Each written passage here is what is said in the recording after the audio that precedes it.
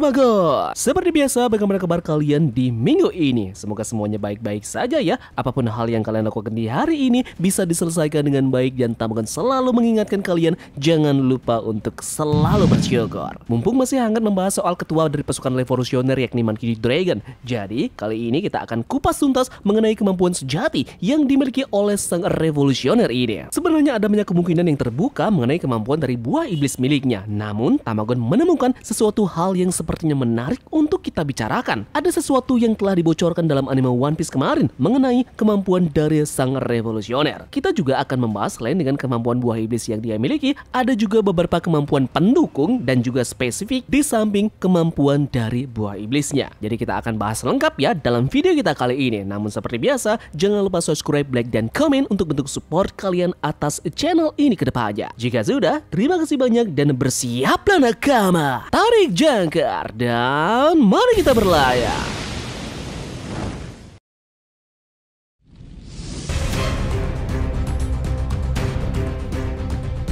Monkey D. Dragon adalah salah satu karakter terpenting dalam dunia One Piece karena ia memimpin salah satu organisasi terhebat di keseluruhan cerita. Dragon adalah pemimpin dari tentara revolusioner yang terkenal dan dikenal sebagai penjahat terburuk di dunia yang menunjukkan betapa berbahayanya dia. Meskipun sejauh ini hanya sedikit penampilan dari Dragon yang terlihat dalam cerita, namun entah kenapa secara otomatis membuatnya terlihat lebih kuat dan lebih menyeramkan. Nah, kita kesampingkan dulu fakta menarik yakni Dragon yang dulunya bergabung dengan Angkatan Laut. Kita akan bahas ini dalam video lain ya. Sekarang kita akan fokus pada kekuatan individu yang dimiliki oleh penjahat terburuk ini.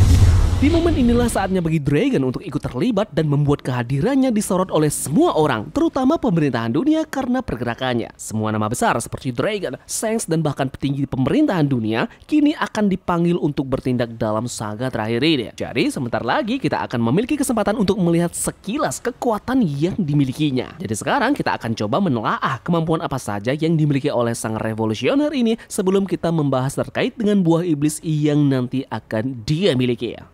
Pertama, sepertinya dia memiliki kemampuan untuk bisa terbang di udara. Hal ini terlihat seperti pada saat dia diketahui telah menyelamatkan Sabo dari tengah lautan dalam sekejap sebelum dia tenggelam setelah dia diledakkan oleh naga langit. Kemudian di hari yang sama juga, Dragon tiba di Windgame, yakni kapalnya dari langit, terlihat dari siluetnya. Ini jelas bahwa dia sedang terbang. Namun sekali lagi, ini hanya spekulasi liar. Mungkin saja nanti akan terkait dengan kemampuan buah iblis miliknya. Bisa saja bertipe Logia ataupun Zoan, yang pasti kemampuan dari buah iblis tersebut salah satunya adalah bisa untuk terbang. Jadi kita akan bahas nanti kemampuan buah iblis apa yang dia miliki nanti yang tentunya bisa terbang di akhir video. Selanjutnya, orang ini kemungkinan besar sudah menguasai kebangkitan dari buah iblisnya. Monkey D. Dragon diduga kuat memiliki kemampuan buah iblis dan jika dia memilikinya, hampir pasti kekuatannya akan dibangkitkan juga. Tergantung pada jenis buah iblis apa yang dia makan, Dragon akan memperoleh kekuatan yang berbeda. Sepertinya dua jenis buah iblis saja yang kemungkinan berpotensi dimilikinya, yakni Zoan dan juga Logia. Mythical Zoan akan memberinya kekuatan transformasi baru dan membuatnya lebih kuat, atau malah dia bisa untuk membangkitkan kemampuan dari buah iblis Logia yang saat ini masih belum ada orang yang melakukannya secara resmi. Kemudian kemampuan selanjutnya yang dimilikinya saat ini adalah dia bisa untuk mengendalikan angin. Ada banyak sekali contoh yang dia lakukan untuk memanipulasi angin. Salah satunya adalah pada saat dia bertemu dengan Smoker. Dia menghasilkan hembusan angin yang cukup kencang di Laug Town untuk membantu Luffy melarikan diri dari Smoker. Belum lagi dalam flashback Luffy kecil di mana Dragon ternyata adalah orang yang menyelamatkan banyak orang dari api Terminal Grey dengan menggunakan kekuatan anginnya untuk membuka jalan bagi mereka. Selanjutnya tidak hanya angin yang sepertinya dia kuasai, orang ini juga layaknya bisa untuk memanipulasi cuaca, entah itu badai, petir, dan hal lain semacamnya. Nah, ini juga mungkin terkait dengan kemampuan buah iblis yang dia miliki. Dia mampu memanipulasi cuaca. Dia dapat menciptakan hembusan angin kencang dan hujan, juga mendatangkan cumulonimbus, memanggil petir, dan melakukan apa saja yang berhubungan dengan cuaca.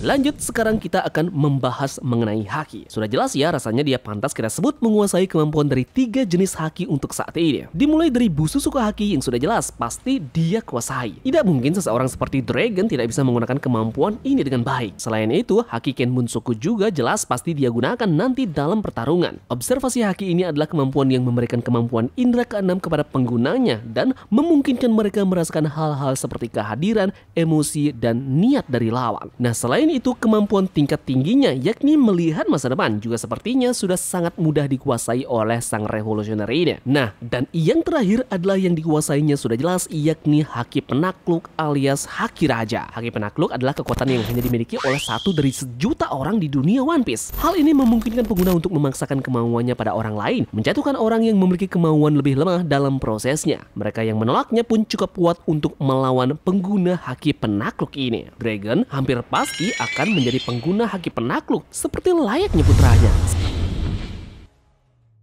Selain ketiga jenis haki, tentunya Dragon juga mahir dalam penggunaan Ryosuken. Ryosuken adalah gaya seni bela diri yang menjadi spesialisasi dari Sabo, seperti yang terlihat pada arc Dressrosa. Saat dia menggunakan gaya ini, tangan Sabo menjadi berbentuk cakar dan diberi armamen haki untuk meningkatkan ketangguhannya. Sabo bahkan bisa untuk mematahkan baja dengan cakarnya dengan sangat mudah. Aspek terpenting dari Ryosuken ini adalah kemampuan untuk menemukan inti dan menghancurkan sesuatunya dari dalam. Itulah yang dilakukan Ryou tingkat lanjut ini. Mengingat Ryosuken adalah referensi langsung ke Dragon dan bergantung pada penggunaan Ryou. Tidak mengherankan jika Dragon juga memiliki kemampuan ini. Selanjutnya, kemampuan dari Dragon lainnya yakni Voice of All Things. Sebuah kemampuan yang hanya sedikit diketahui. Voice of All Things adalah kekuatan yang memungkinkan orang mendengar tanda petik suara dari segala sesuatu di sekitar mereka. Ini termasuk bintang buas, makhluk hidup lainnya, dan bahkan benda mati seperti Poneglyph. Contoh, ketika bajak laut Roger mencapai Skypiea, Roger mampu melacak lokasi lonceng emas hanya dengan mengikuti suara Poneglyph. Kemampuan ini meskipun jarang dimiliki oleh Roger, Kozuki Oden, dan saat ini Luffy dan juga Momonosuke. Jika Dragon memiliki kekuatan ini, bukanlah sesuatu yang terlalu mengejutkan nantinya. Kemudian terakhir kita berbicara mengenai kemampuan dari buah iblis yang dia miliki. Dari beberapa faktor keterampilan penguasaan kemampuan yang Tamagon sebutkan di atas tadi yang berhubungan dengan memanipulasi cuaca, petir, dan juga hal terkait dari itu, kita bisa menyimpulkan bahwa kemampuan buah iblisnya tidak akan jauh-jauh dari hal ini. Mengikut dengan anime One Piece episode 1081. Di sini sepertinya terdapat petunjuk mengenai kemampuan yang dimiliki oleh Monkey D. Dragon. Di sini Dragon disebutkan adalah The Insurgent Servant. Dragon the Leader of Revolutionary Army. Kata kuncinya adalah Servant Dragon. Maka akan ada beberapa hewan mitologi yang kita dapatkan dari hal tersebut. Kemungkinan yang pertama adalah hewan mitologi Amaru. Dalam mitologi peradaban Andes di Amerika Selatan, Amaru atau Katari adalah mitos ular atau naga. Dalam mitologi Inka, Amaru adalah ular besar berkepala dua yang hidup di bawah tanah, di dasar danau dan juga sungai. Menariknya adalah di Amerika Selatan banyak dikuasai oleh suku Indian. Suku Indian ini memiliki beberapa ciri khas dan salah satunya adalah banyaknya tato yang mereka lakukan untuk ritual atau semacamnya. Nah, ini juga terkait dengan Dragon ya, yang mempunyai tato dan sepertinya begitu mirip dengan penggambaran dari suku Indian yang berada di Amerika Selatan. Penggambaran mitologi kedua merujuk kepada Servant Dragon adalah Dewa Quetzalcoatl. Bisa saja gambaran dari buah iblisnya nanti juga akan berbentuk mythical Zoan Hito-Hito no Mi model dewa. Dan yang paling tepat untuk menggambarkan kemampuannya saat ini adalah Dewa Quetzalcoatl. Dia adalah dewa pencipta dan dewa langit Aztec. Dia juga sering disebut sebagai dewa ular berdasarkan pengetahuan Mesopotamia kuno. Menariknya adalah Quetzalcoatl ini juga disebut sebagai dewa hujan. Ini akan mengarahkan kita pada beberapa dewa yang disebutkan pada saat ritual pengorbanan yang dilakukan di altar Skypiea.